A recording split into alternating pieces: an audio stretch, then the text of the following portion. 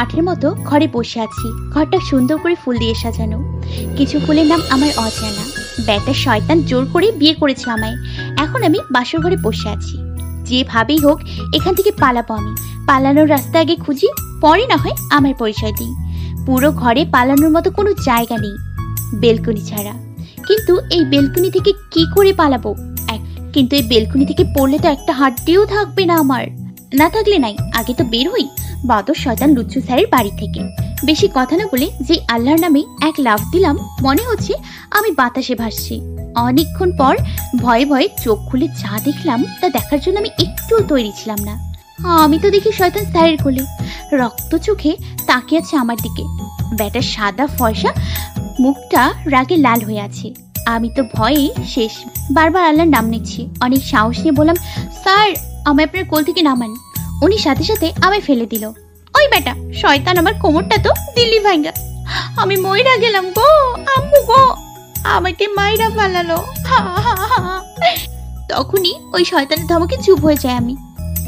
এই মেয়ে, এমন ভাবে কথা বলো কেন? স্যার কেমন করে কথা বলি আমি? আমাকে দেখতে পারি না তাহলে জোর করে বিয়ে করলেন কেন? আমাকে বাড়িতে দিয়ে আসেন প্লিজ। আর কোনো দিন আপনার সামনে আসবো না, প্রমিস। তুমি চাইলেও আমার কাছ থেকে দূরে যেতে পারবে না নিশা। আজকে সেই ব্যবস্থাই করব। আমার দিকে এগোতে লাগলো স্যার। আমি পিছুতে পিছুতে দেয়ালের সাথে ধাক্কা খেয়ে পড়ে যেতে গেলেই হেঁচকা টান দিয়ে বুকের সাথে মিশিয়ে ফেললেন স্যার। স্যারকে নিজের কাছ থেকে ধাক্কা দিয়ে সরিয়ে দিলাম। সমস্যা কি আপনার? হ্যাঁ, কথায় কথায় টাচ করেন কেন? আপনার ছোঁয়া অসহ্য লাগে আমার। জানো আর আপনি আমাকে যেতে দিন, চলে যাব আমি। এতক্ষণ নিশার কথা শুনছিলাম। রাগে মুখটা লাল হয়ে গেছে, কপালের রগ ফুলে উঠেছে। অনেকক্ষণ পর তাকিয়ে দেখি রাগে লাল হয়ে গেছেন স্যার। বুঝতে পারছি অনেক রেগে গেছেন। তাই কিছু না বলে দরজার কাছে যেতে নিলেই স্যার এসে টান দিয়ে দেয়ালের সাথে চেপে ধরলেন। আমি জানোয়ার তাই না? আমার ছোঁয়া তোর অসহ্য লাগে তাই না? দেখ এইবার এই জানোয়ার কি করে। কি করবেন স্যার? কাপা কাপা গলায় বললাম। আমাকে আর কিছু বলতে না দিয়ে ঠোঁটে ঠোঁট ডুবিয়ে দিলেন। স্যার কিস করতে করতে রাগের বশে কামড় দিতে থাকলেন ঠোঁটে। এবার না পেরে আমি ছটপটানি শুরু করে দিই। আমার দুই হাত এক হাতে মুঠোবদ্ধ করে অন্য হাতে চুল শক্ত করে ধরে কিস করতে থাকেন স্যার। প্রায় 20 মিনিট পর আমাকে ছেড়ে দেন। দুজনেই জোরে জোরে শ্বাস নিতে থাকি। কিছুক্ষণ পর বলে উঠলাম, ওই বেটা রাক্ষস, আমাকে কি খেয়ে ফেলবি? হ্যাঁ, কয়টা কামড় দিয়েছিস? হ্যাঁ, পাশে কি খাস নাই নাকি আমায় খেয়ে ফেলবি? বেবি তুমি এত কিউট, ইচ্ছে করে তোমায় খেয়ে ফেলি। কাছে গিয়ে নিসার গালে নাক ঘষতে ঘষতে কথাগুলো বললাম। কোনো রেসপন্স না পেয়ে জোরে একটা কামড় বসাই নিসার গলায়। আর কিছু বলার আগে কোলে তুলে নিলেন।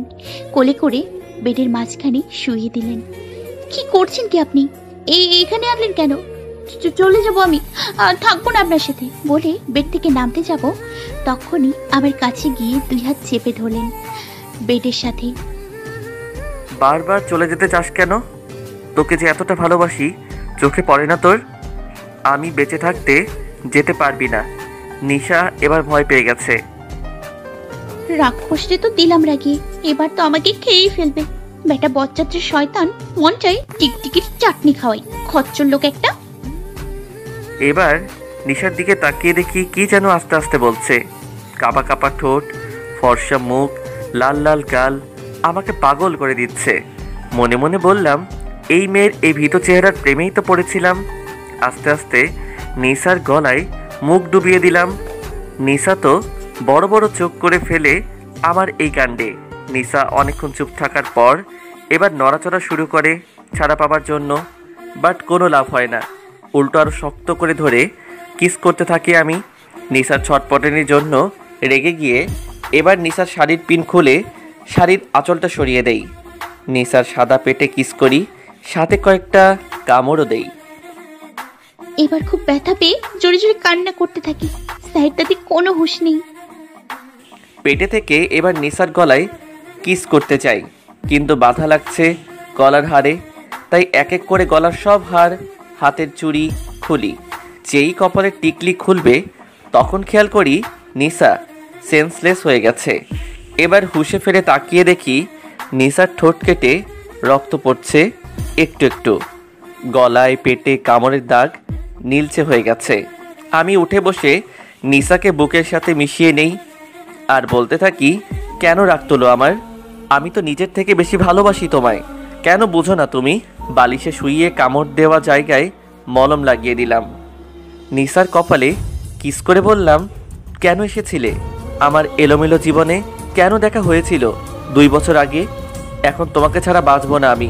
I love you Nisa baby.